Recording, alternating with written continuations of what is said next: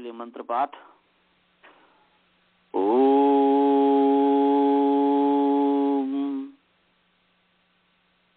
सहनाववतु सहनौ भुनक्तु सह वीर्यं करवावहै तेजस्विनावधीतमस्तु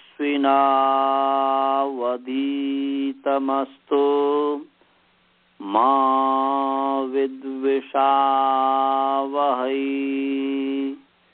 ओम शांतिः शांतिः शांतिः। नमस्ते ऑल ऑफ यू, सभी को सादर नमस्ते। आइए हम वर्णोच्चारण शिक्षा का पहला जो अध्याय है अथ प्रथमम प्रकरणम, अब प्रथम प्रकरण को प्रारंभ कर रहे हैं। तो इसका मतलब ये हुआ कि पीछे जो बताया गया भूमिका इत्यादि, वर्ण किसका नाम है, वर्ण कितने प्रकार के हैं इत्यादि, ये सब बताने के बाद अनंत अथ का अर्थ यहाँ पर बाद अर्थ हुआ। क्या अर्थ हुआ जी? बाद, अनंतर। अथ का तीन अर्थ हमने बताया था कि अथ के तीन अर्थ हैं। एक तो मंगलार्थ है, मंगल अर्थ को बताता है। दूसरा जो है प्रारंभ अर्थ को बताता है, प्रारंभार्थ है, माने प्रारंभ अर्थ को द्योतित करता है। और तीसरा जो है अनंत अर्थ, अनंतर अर्थ को द्योतित करता है। तो तीन अर्थ हो गए अथ के। फिर ध्यान से सुनेंगे, फिर आगे प्रश्न पूछा जा सकता है परीक्षा में कि अथ के कितने अर्थ हैं, तो बोलेंगे अथ के तीन अर्थ हैं, मंगल, प्रारंभ और अनंतर। इसमें एक आज विशेष बताता हूं कि ये जो अथ शब्द है ये अव्यय पद है। वैयाकरण माने व्याकरण मानने वाले, व्याकरण की परंपरा में जो है वैयाकरण जो है अथ शब्द प्रारंभ अर्थ का द्योतक है, मंगल अर्थ का द्योतक है, अनंतर अर्थ का द्योतक है। प्रारंभ अर्थ का द्योतक है, ऐसा वैयाकरण मानता है। और निरुक्त वाले जो हैं, निरुक्त में भी जो गर्ग ऋषि इत्यादि हुए हैं, गार्ग्य जो ऋषि हैं, गार्ग्य का सिद्धांत है, उन सब का सिद्धांत है कि अथ शब्द का अर्थ है मंगल, अथ शब्द का अर्थ है प्रारंभ, अथ शब्द का अर्थ है अनंतर। माने कहने का अभिप्राय है दोनों एक ही चीज कहना चाह रहा है, परंतु दोनों में भेद इतना है कि एक द्योतक मानता है और एक वाचक मानता है, बस इतना ही भेद है वही अनंतर अर्थ, है वही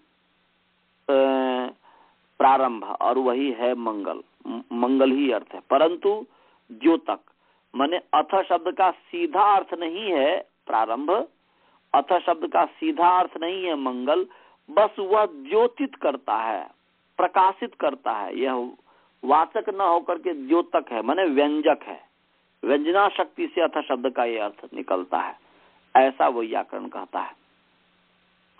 तो इस चीज को ध्यान में रखिएगा। अब अथ प्रथमम प्रकरणम, अब जो है पहला प्रकरण प्रारंभ किया जा रहा है, प्रारंभ भी हो गया और इसके अनंतर पहला प्रकरण प्रारंभ किया जा रहा है। यहाँ पर अनंतर अर्थ हुआ और प्रारंभ अर्थ हुआ। अब जो है पहला प्रकरण जो है वह स्थान प्रकरण है, इसलिए पाणिनीय शिक्षा जो वृद्ध पाठ है, उस वृद्ध पाठ में जैसे यहाँ पर लिखा है अथ प्रथमम प्रकरणम, तो वृद्ध पाठ में है अथ प्रथमम स्थान प्रकरणम। तो अथ अब इसके अनंतर पीछे जो बताया भूमिका के रूप में, इसके अनंतर प्रथम स्थान प्रकरण प्रारंभ किया जाता है। अथ शब्द अधिकारार्थ प्रयुज्यते प्रारभ्यते, माने प्रथमम स्थान प्रकरणम प्रारभ्यते मया महर्षि पाणिनिना, माने मुझ महर्षि पाणिनि के द्वारा, अर्थात मुझ पाणिनि के द्वारा, मया पाणिनिना प्रथमम स्थान प्रकरणम प्रारभ्यते, मुझ पाणिनि के द्वारा पहला स्थान प्रकरण प्रारंभ किया जाता है। उसमें सबसे पहला जो सूत्र है पहला प्रकरण में, हालांकि इसमें जो लघु पाठ है, लघु पाठ में वह क्रम से 1 2 3 4 5 6 के आया था, उसमें से 22वां है क्रम में। इसके 8 प्रकरण है, उसमें जो 21वां स्थानमिदं करणमिदं प्रयत्न एषो द्विधा नीलः स्थानम पीडयति वृत्तिकारः प्रक्रम एषोथ नाभितला, ये 21वां है और आगे जो है 22वां है। परंतु ध्यान रखेंगे, आप कॉपी में लिखते जाएंगे कि वृद्ध पाठ में जो पहला सूत्र है वह अकुह विसर्जनीय कंठ्या सूत्र नहीं है, वह पहला सूत्र है तत्र स्थानम तावत, तत्र स्थानम तावत लिखेंगे, लिख लिया आपने, तत्र स्थानम तावत हलंत है, पहला सूत्र है ये, तत्र स्थानम तावत। आप लोगों ने लिख लिया जी? हाँ, तत्र स्थानम तावत। तो तत्र जो है वह अव्यय पद है।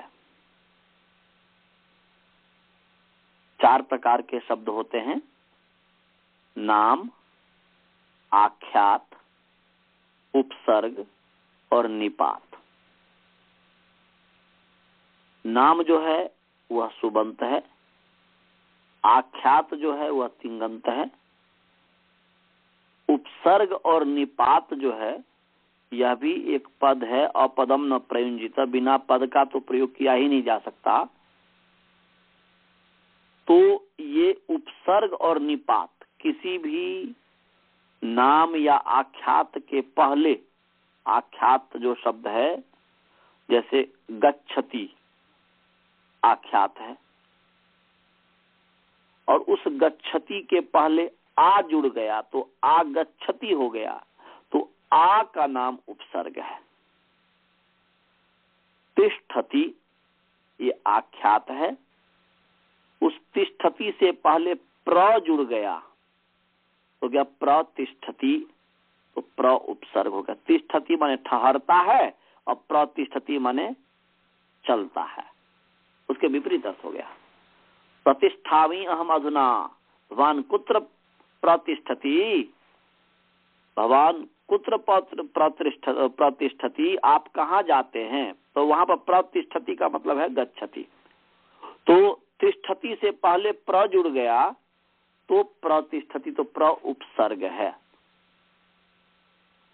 तो नाम और आख्यात से पहले, ये तो आख्यात से पहले हुआ, नाम से पहले ले लीजिए, जैसे हारह, यह सुबंत है, नाम है, उसमें जोड़ दिया आ, हार से पहले आ जोड़ दिया तो हो गया आहारह, अर्थ बदल गया। आरह माने हरण करना और आहारह माने खाना। हारह में सम जोड़ दिया तो संहारह, नष्ट करना। हारह में वी जोड़ दिया तो विहारह, विहार माने घूमना। तो कहने का अभिप्राय है कि यह उपसर्ग अर्थ में बदलाव ला देता है, नयापन ला देता है। तो हारह से पहले जो वी है, आ है, सम है, ऐसे चारह में आ जोड़ दिया तो आचारह, चारह में सम जोड़ दिया तो संचारह, चारह में सम और आ जोड़ दिया तो समाचारह, चारह में अति और आ जोड़ दिया तो अत्याचारह है चारह, परंतु ये अति आ इत्यादि उससे सुबंत से पहले जुड़ गया तो इसको कहते हैं उपसर्ग। उपसर्ग का मतलब होता है उपसर्ग। उपसर्ग शब्द के गर्भ में यदि हम जाते हैं, उपसर्ग शब्द का यदि हम विचार करते हैं तो उपसर्ग में उपसर्ग है स्वयं और सृज धातु है, और सृज जो है विसर्ग अर्थ में है। सृज विसर्गे, विसर्ग माने विसर्जन करना, उत्पन्न करना। तो उपसर्ग किसका नाम हुआ जी? उपसर्ग उसको कहते हैं कि जो नाम और आख्यात से के समीप में, उप का दो अर्थ है, एक है समीप, दूसरा अर्थ है आदि। आप आगे पढ़ेंगे, जब प्रथमावृत्ति पढ़ेंगे तो प्रथमावृत्ति में आएगा उपदेशे जनुनासिक इत, वहां पर बताया जाएगा उपदेश हिति किम, हो जाएगा उपदेश आद्योच्चारणम। और जो लघु सिद्धांत कौमुदी इत्यादि पढ़ा होगा तो उसमें लिखा हुआ है उपदेश आद्योच्चारणम। उपदेश का मतलब आद्योच्चारणम हुआ। तो वहां पर उपदेश में जो उप है वह उप आदि अर्थ को द्योतित करता है। उप माने आदि। जैसे उप का अर्थ समीप है, वैसे ही उप का अर्थ आदि है। तो दोनों अर्थ इसमें घटाइए। उपसर्ग उसको कहते हैं जो नाम और आख्यात के समीप में आदि में जुड़ करके एक नए अर्थ की सृष्टि कर दे, उसी का नाम उपसर्ग है। आदौ समीपम आगत्य नाम आख्यातयोः, समीपम आगे आगत्य नवीनान अर्थान सृजंती ये ते उपसर्गाः। वे उपसर्ग हैं जो नाम और आख्यात के पहले समीप में बैठकर, पहले दूर नहीं, समीप में बैठकर, समीप में आकर जो नवीन अर्थों को पैदा कर देता है, नवीन अर्थों को का जो सर्जन कर देता है, उसका नाम उपसर्ग है। जो कि अभी मैंने गच्छति उसका उल्टा कर दिया, आगच्छति। तिष्ठति ठहरता है, प्रतिष्ठति चलता है, तो उल्टा कर दिया, मैंने विशेष अर्थ को नया अर्थ पैदा कर दिया। आहार, हार है उसमें आ जोड़ दिया, आहारः खाना अर्थ कर दिया। समाचारः, चारः उसमें आ जोड़ दिया, आचारः, एक नवीन अर्थ को पैदा कर देता है। तो जो नवीन अर्थ को पैदा कर दे उसका नाम उपसर्ग है।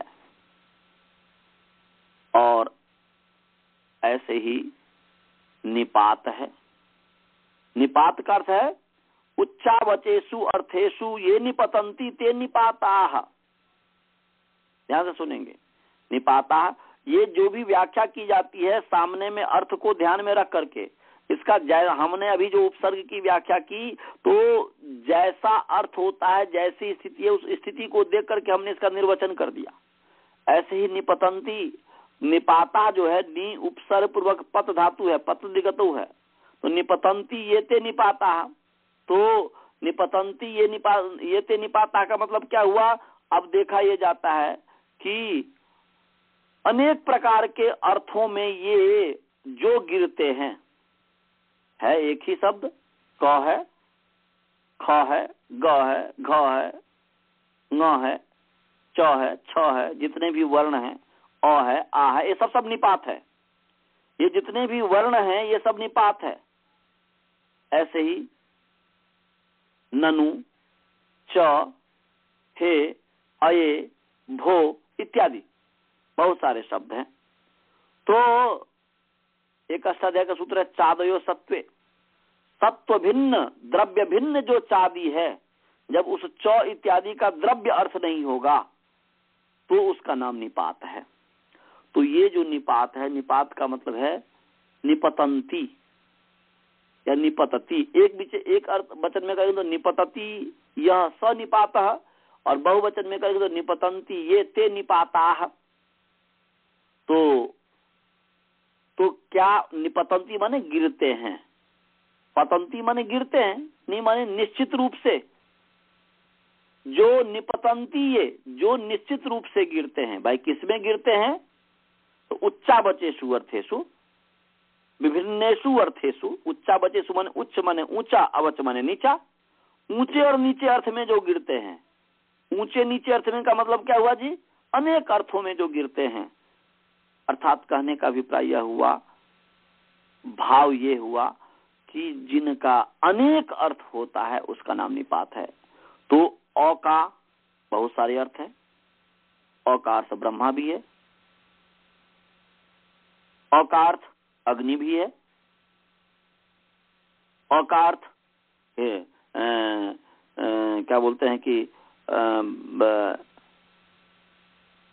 वायु भी है, हिरण्यगर्भ। हाँ, उ का अर्थ हिरण्यगर्भ, वायु और तेजस इत्यादि है। और म का अर्थ ईश्वर, आदित्य, प्रज्ञादि है। तो बहुत सारे अर्थ हैं। तो कहने का अभिप्राय है कि विभिन्न अर्थ चौ जैसे है। चौ का अर्थ कहीं पर भी हो जाता है, चौ का कहीं अर्थ और हो जाता है।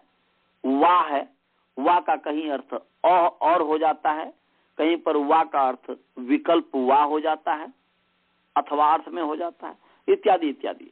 तो उच्चावचेषु अर्थेषु ये निपतंती ते निपाताः। जो उच्च और अवच अर्थों में गिरते हैं, अर्थात जिनके अनेक सारे अर्थ हैं, उसका नाम निपात है। तो ये व्युत्पत्ति लक्षण हुआ। तो नाम, आख्यात, उपसर्ग, निपात, इसमें से उपसर्ग और निपात जो है इसी को कहते हैं अव्यय। अव्यय का मतलब होता है अव्यय। इसका व्युत्पत्ति लक्षण होगा अ माने न, अव्यय माने व्येति। न व्येति यत तद अव्ययम। जो परिवर्तित नहीं होता है, यत न व्येति, जो न माने नहीं, व्येति माने परिवर्तित होता है, बदलता है, चेंज होता है। अगर जो परिवर्तनशील नहीं है उसका नाम अव्यय है। जैसे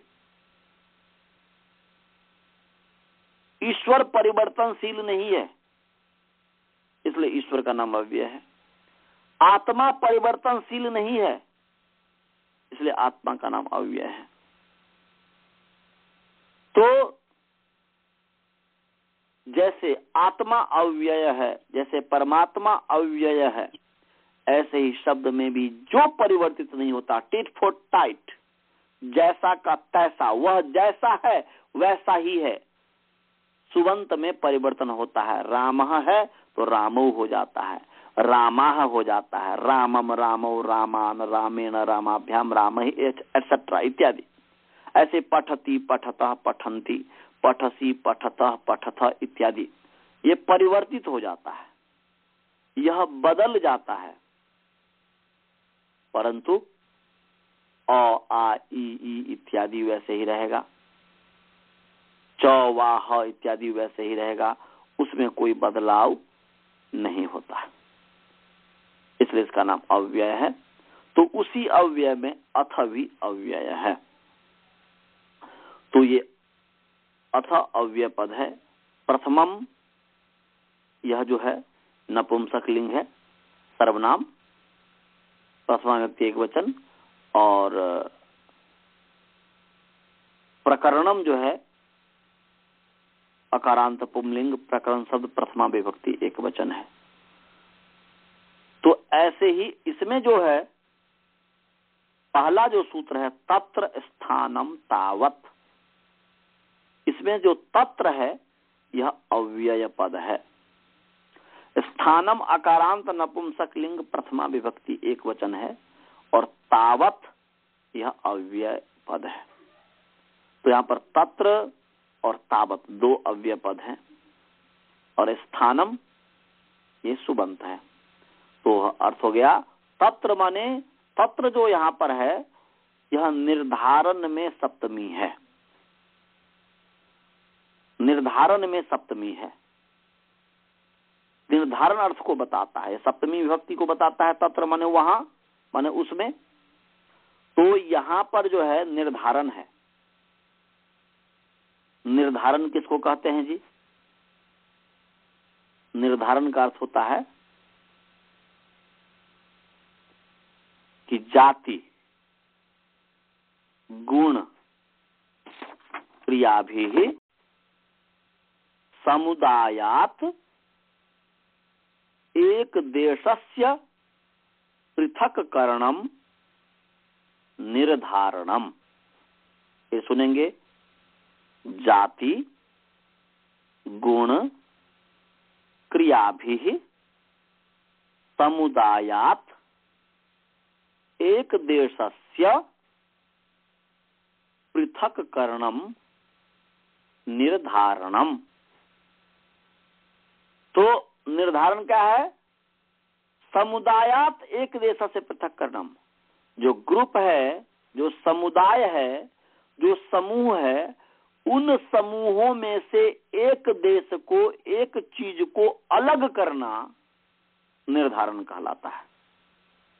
मनुष्यों में राम श्रेष्ठ है, तो मनुष्य जो ग्रुप है इस दुनिया में, उन मनुष्यों में हम एक देश, एक जो व्यक्ति राम है, उस राम को अलग कर रहे हैं, तो निर्धारण कर रहे हैं। इसलिए हो जाएगा मनुष्येषु रामः श्रेष्ठः, ऐसा अर्थ हो गया कि अनेकों में, समुदायों में एक देश को पृथक करना, एक को अलग करना निर्धारण कहलाता है।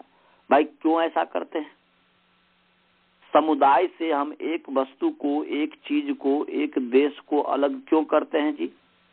उसमें 3 कारण है। 3 कारण से अलग किया जाता है। जाति, गुण और क्रिया। जाति के कारण, गुण के कारण और क्रिया के कारण। तो मनुष्येषु रामः श्रेष्ठः, तो मनुष्य एक जाति है। उस जाति के कारण जो है, राम भी एक मनुष्य है, वह भी जाति के अंतर्गत आ गया। तो इस जाति के द्वारा, जाति के कारण हम उस समुदाय से एक देश को पृथक करते हैं। मनुष्येषु या वर्णेषु ब्राह्मणः श्रेष्ठः, वर्णों में ब्राह्मण श्रेष्ठ है। तो ये जाति के कारण हम उस ग्रुप से, हम वर्णों से इस ब्राह्मण को अलग कर रहे हैं। तो जाति के कारण कर रहे हैं। यहां पर जाति मतलब वो वाला जाति नहीं लीजिएगा, फिर आगे आएगा हम जाति किसको कहते हैं बताऊंगा, मैं बताऊंगा बाद में। तो ये जो है, ये भ्रांति में नहीं पड़ जाइएगा कि आप ब्राह्मण को जाति क्यों कह दिए, वो एक अलग प्रसंग है। तो ऐसे ही गुण के कारण, गौओं में काली गौ अच्छी दूध देने वाली है।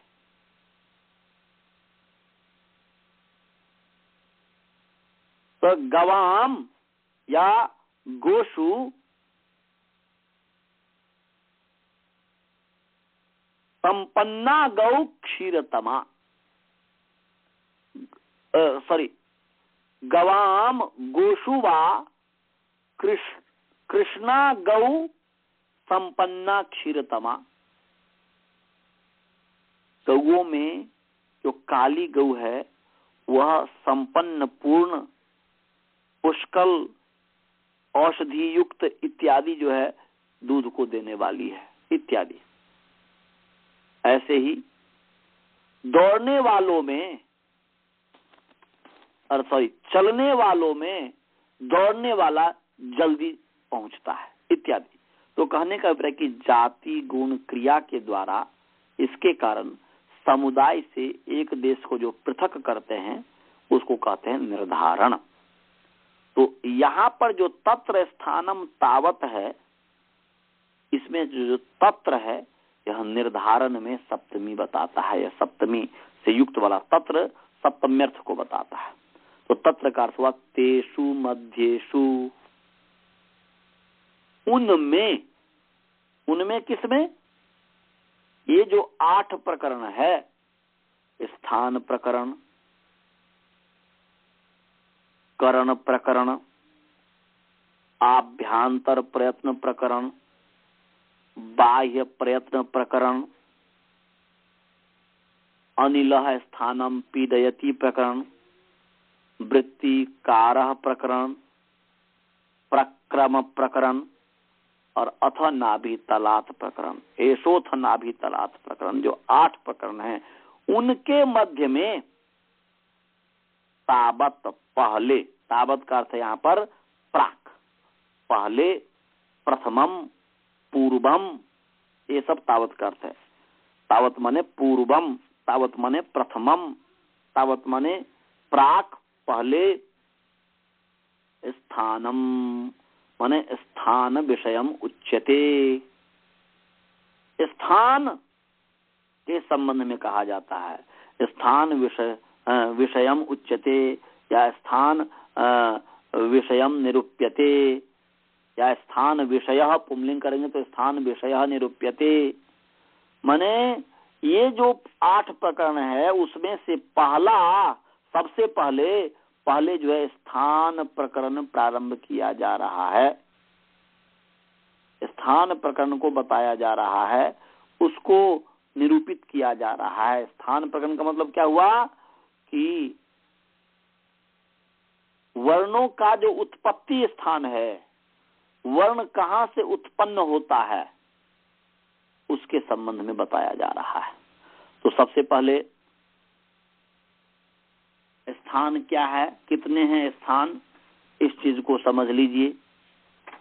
वैसे स्थान जो है 6 ही है, अत्यंत गहराई से जब विचार करेंगे तब, परंतु पाणिनि जी ने 8 दिया है स्थान। वैसे 6 ही स्थान है, उसमें से जो 2 है इसके कुछ विद्वानों ने खंडन किया है।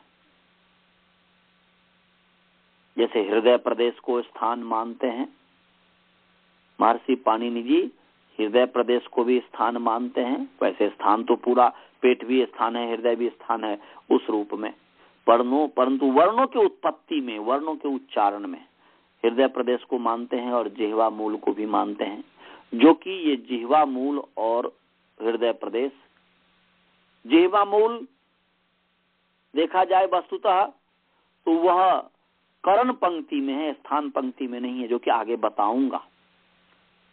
तो अस्तु जो भी हो, तो यहाँ पर जो है 8 स्थान का जिक्र महर्षि पाणिनि ने किया है कि 8 स्थानानि वर्णानां मुरः कंठः शिरस्तथा जिह्वा मूलं च दन्ताश्च नासिकोष्ठौ च तालु च। फिर सुनिए, 8 स्थानानि वर्णानां उरः कंठः शिरस्तथा जिह्वा मूलं च दन्ताश्च नासिकोष्ठौ च तालु च। बोल रहे कि 8 स्थानानि वर्णानाम, वर्णों के 8 स्थान हैं। वर्णों के माने वर्णों के उत्पत्ति के, वर्णाना माने वर्णानाम उद्भव स्थानानि, वर्णों के उत्पत्ति जो स्थान है, वर्णानाम स्थानानि मीन्स वर्णानाम उद्भव स्थानानि 8 सन्ति, 8 हैं। कौन कौन से? उरः 1, कंठः 2, शिरः माने मूर्धा 3, जिह्वा मूल 4, दांत 5, नासिका 6, ओष्ठ 7 और तालु 8। ये 8 कहते हैं। वैसे मूलतः 6 है। क्रम से देखेंगे, हम आपको क्रम से बता रहा हूं कि सबसे पहले कंठ, उसके बाद तालु, उसके बाद मूर्धा, उसके बाद दांत, उसके बाद ओष्ठ, उसके बाद नासिका। तो बोलेंगे ये क्रम ही क्यों, दूसरा क्रम क्यों नहीं?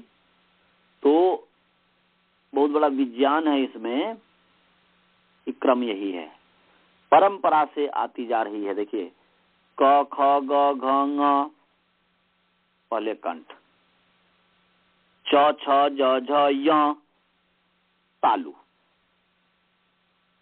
ट ठ ड ढ ण मूर्धा, त थ द ध न दंत, अ फ ब भ म ओष्ठ। ये कंठ, तालु, मूर्धा, दांत, ओष्ठ, ये जो 5 है कवर्ग माने वर्ग का जो 5 है वह क्रम से, इस क्रम से इसलिए है क्योंकि वाणी मुख में जो है वही क्रम है।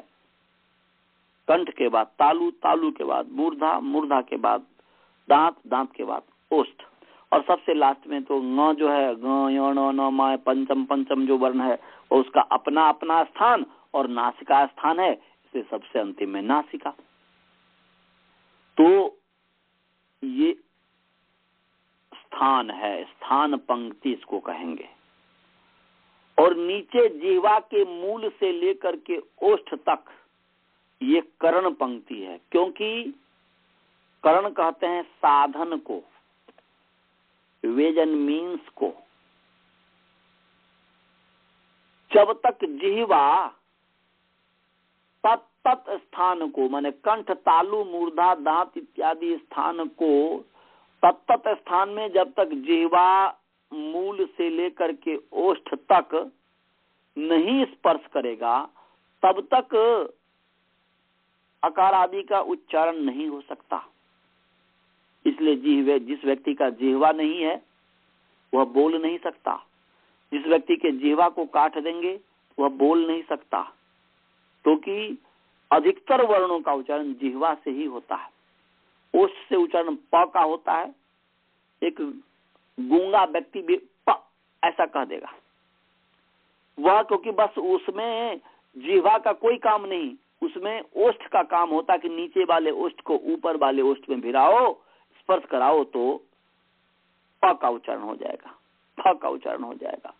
तो कहने का अभिप्राय है कि जिह्वा के मूल से लेकर के, जिह्वा मूल माने जहां से जिह्वा प्रारंभ हुआ, उस जिह्वा के मूल से लेकर के और ओष्ठ पर्यंत तक ये कर्ण पंक्ति है, नीचे वाला। और ऊपर जो कंठ है, जिह्वा के मूल का अर्थ यहाँ पर लेना ही कंठ ही है। क्यों लेना है? क्योंकि आगे आएगा, जिह्वा मूल आएगा, तो क्यों लेना है? क्योंकि जिह्वा मूल कर्ण पंक्ति में है, स्थान पंक्ति में नहीं है। वह कर्ण है, साधन है, वह स्थान नहीं है। इसीलिए जिह्वा मूल का पर्यायवाची शब्द कंठ ले लेना है, कंठ मूल लेना है। तो जिह्वा मूल से ओष्ठ पर्यंत तक कर्ण पंक्ति, और ऊपर जो है कंठ मूल से लेकर के, जिह्वा का मूल अर्थात कंठ मूल से लेकर के ऊपर ओष्ठ पर्यंत तक, नासिका पर्यंत तक जो है वह स्थान पंक्ति है।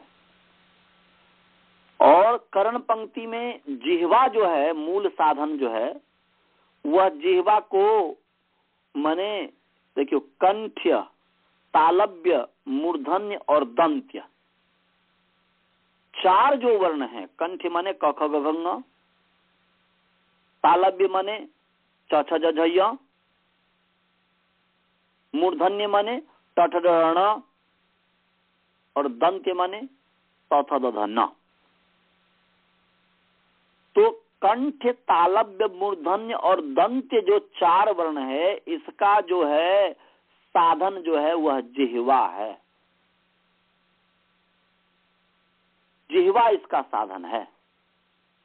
तो 4 तरीके के वर्गों, 5 वर्गों में से 4 वर्ग है, कंठ, तालव्य, मूर्धन्य, दंत्य, इसका जो है जिह्वा साधन है। और वह जिह्वा जो साधन है, जिह्वा के मूल से जिह्वा के अंत तक, जिह्वाग्र तक, वह जिह्वा को हम अनेक भागों में बांटते हैं।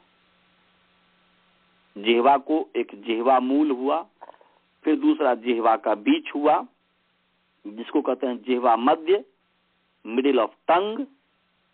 आगे है जिह्वा का अग्र, जिसको कहते हैं जिह्वाग्र, और जिह्वा के आगे का ऊपर वाले भाग, इसलिए जिह्वोपाग्र, और जिह्वा के नीचे वाला भाग, आगे के नीचे वाला भाग तो जिह्वाग्राध। जिह्वा के आगे के अधः नीचे वाला भाग होता है जिह्वाग्राध। तो ये है, और नीचा ओष्ठ हो गया पफव के लिए। तो ये जो है यहाँ पर जो कहा तत्र स्थानम तावत, तो वो जो 8 प्रकरण है उसमें से पहला स्थान प्रकरण, वर्णों का कौन क्या क्या स्थान है, किस वर्णों, किन स्थानों से किन वर्णों की उत्पत्ति होती है, किन किन वर्णों की उत्पत्ति होती है, इसके संबंध में बताया गया है। तो तत्र स्थानम तावत, स्थान, तत्र मीन्स स्थान, कर्म प्रयत्न आदेशो, तावत अर्थात प्रथमम पूर्वम स्थानम, स्थान विषय उच्यते, स्थान विषय निरूप्यते इति भावः, यह इसका भाव है। अब दूसरा सूत्र है कि अकूह विसर्जनीयाः कंठ्याः। दूसरा सूत्र है अकूह विसर्जनीयाः कंठ्याः। ये वृद्ध पाठ में दूसरा सूत्र है और लघु पाठ में 22वां सूत्र है, 22। तो अकूह विसर्जनीयाः कंठ्याः, इसका पदच्छेद करेंगे तो अकूह विसर्जनीयाः, अकारांत पुंलिंग, अकूह विसर्जनीय शब्द प्रथमा विभक्ति बहुवचन है, और कंठ्याः अकारांत पुंलिंग कंठ शब्द प्रथमा विभक्ति बहुवचन है। तो कंठ्याः विशेषण है और अकूह विसर्जनीयाः ये विशेष्य है। पदच्छेद हो गया, विभक्ति हो गया, और इसमें विशेष विशेषण भी आपको हमने बता दिया। इसमें समास भी है, अकूह विसर्जनीयाः में समास है।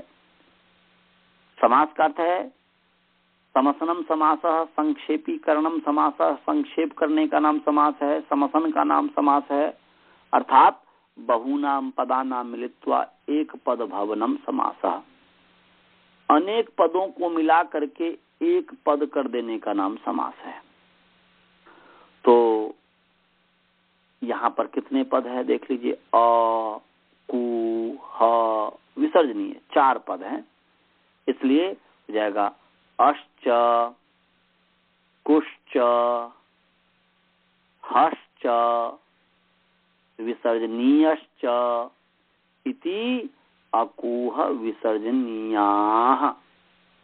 ये द्वंद्व समास है, और द्वंद्व समास में यह इतरेतर योग द्वंद्व है। हमने बताया हुआ है मुख्यतः समास 4 प्रकार का है। वह है अव्ययी भाव,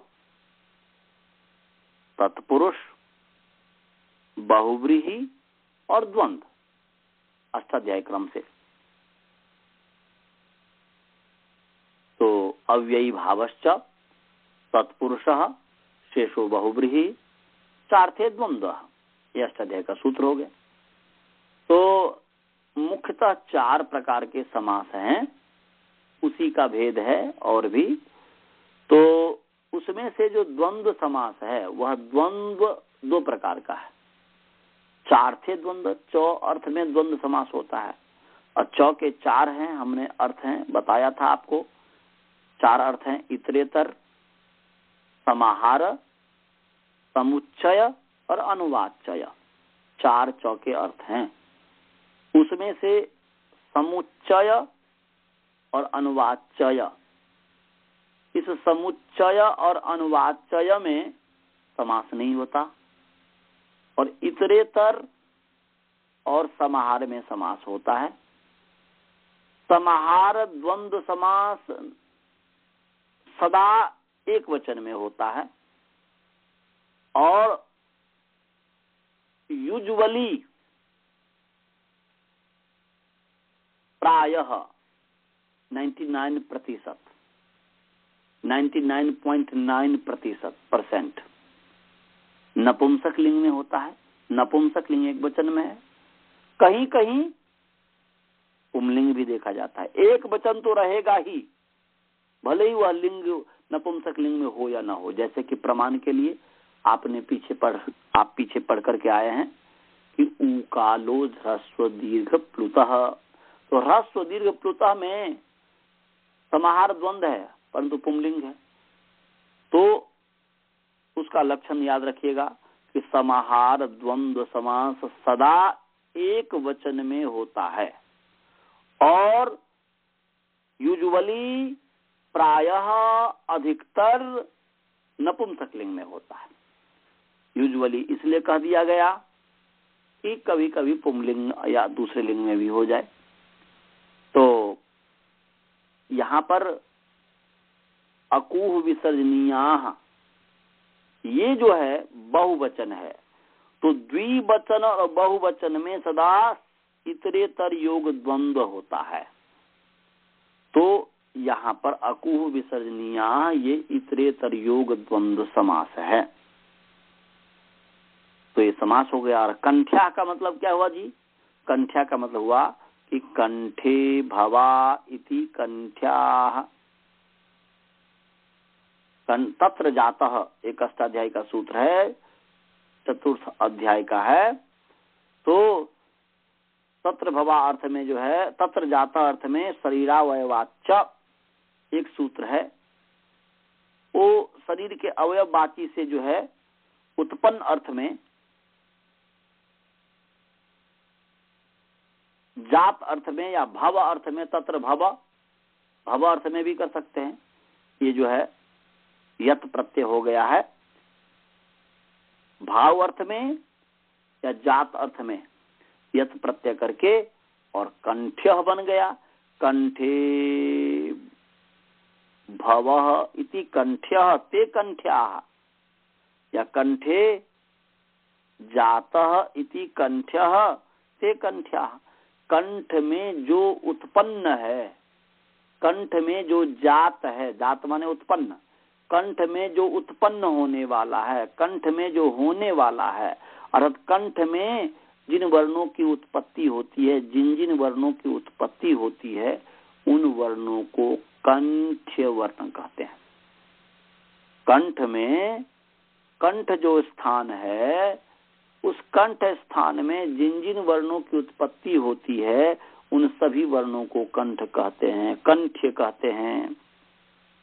तो भाई कंठ में किन किन वर्णों की उत्पत्ति होती है? तो अ की होती है। अ के अवर्ण कुल जो है, अ के जो 18 भेद या अ के जो अ के, क्योंकि सप्तधा स्वरा भवन्ति, 7 स्वर प्रकार के हैं।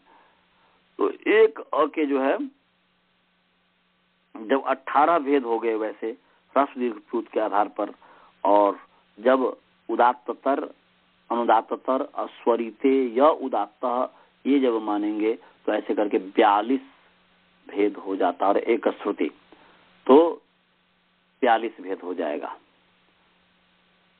तो ये अवर्ण जो कुल है, चाहे वह 18 हो चाहे वह 42 हो, कैसे है आगे फिर बताएंगे। वृत्तिकार प्रकरण में आएगा ये, वृत्तिकार जब प्रकरण आएगा तो उस पर विस्तृत व्याख्या करेंगे, जो कि आप लोग सब जानते हैं, फिर उसको हम दोबारा बता देंगे। तो ये अवर्ण कुल जो है, अवर्ण जो परिवार है, यह कंठ्य वर्ण है क्योंकि कंठ से ये जात है। ऐसे कवर्ग जो है क ख ग घ ङ, ये भी कंठ्य वर्ण है क्योंकि ये कंठ से जात है। ऐसे हकार जो वर्ण है यह भी कंठ्य वर्ण है क्योंकि ये भी कंठ से जात है, कंठ से उत्पन्न है, कंठ में होने वाला है। और विसर्जनीय अर्थात विसर्ग जो है अयोगवाह के अंतर्गत जो आया है विसर्ग, वह विसर्जनीय जो है, विसर्ग जो है यह भी कंठ्य वर्ण है क्योंकि भी ये कंठ से जात है, कंठ से उत्पन्न है। तो अवर्ण, कवर्ग, हकार और विसर्जनीय ये कंठ्याः सन्ति, मने अकु विसर्जनीयाः वर्णाः कंठ्याः सन्ति। इसका मतलब क्या हुआ जी? इसका मतलब हुआ कि अवर्णः, कवर्गो, हकारो, विसर्गश्च कंठ्याः मने कंठदेशीयाः, कंठतः उत्पद्यन्ते, कंठतः उपलभ्यन्ते, कंठेन उच्चारणीया इति यावत्। माने यह जो अवर्ण, कवर्ग, हकार और विसर्ग जो वर्ण है यह कंठ देशीय है, कंठ देश से उत्पन्न होने वाला है, कंठ स्थान वाला है, कंठ से उत्पन्न होने वाला है, प्राप्त होने वाला है, कंठ से उच्चारण किए जाने वाला है, उच्चारण के योग्य है। इसलिए अवर्ण, कवर्ग, हकार और विसर्जनीय ये कंठ्य वर्ण है। इसमें कोई शंका है किसी को जी? सभी को समझ में आ गया जी? कुलदीप जी आपको समझ में आया? कुलदीप जी आपने म्यूट किया जी? हुआ हाँ है। मुझे समझ आ रहा है, लेकिन मेरे को छोटा सा क्वेश्चन है आचार्य जी। बोलिए क्या है? आपने ये जो 6 स्थान बताया आचार्य जी, उसमें एक बार मुझे बता दीजिए, मुर्दा जो है ये इसको जो पैलेट जिसको हम अंग्रेजी में बोलते हैं वो मुर्दा है? नहीं, पैलेट तो तालू हो गया।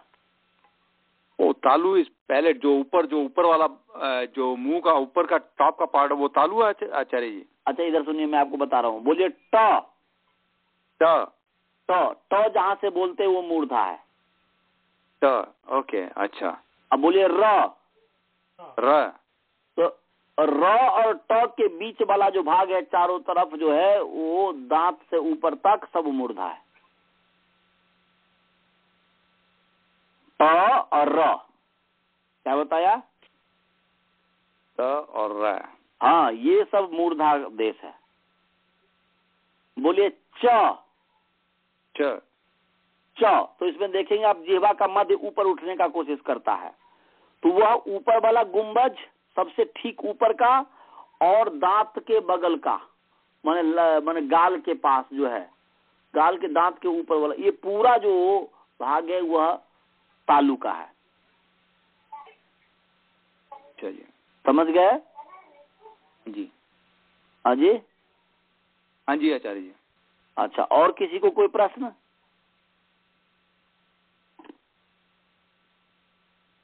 किसी प्रकार का और कोई प्रश्न है? नहीं है क्या?